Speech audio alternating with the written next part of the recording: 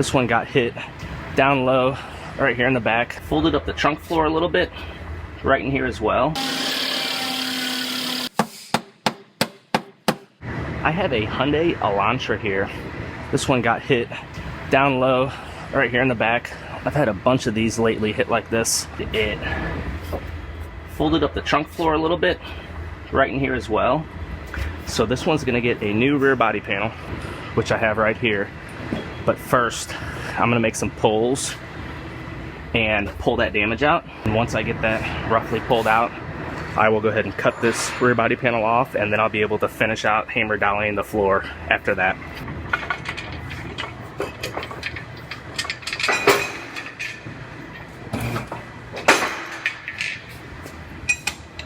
Since this is gonna get a new back panel anyway, I went ahead and I drilled a hole through the back panel, and I put this plate in here, and I'm gonna use this to pull off of.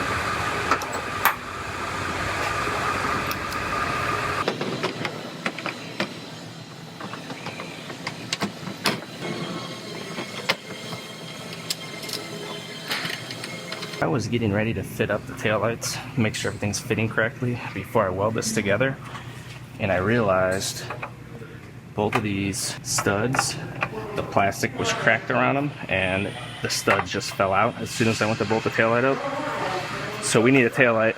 My guess is when it got hit, it flexed and caused cracks in the plastic, and then as soon as I went to mess with it, it started just falling apart. So this one is going to be on hold until I get a taillight, because I don't want to weld this in until I make sure everything's fitting properly.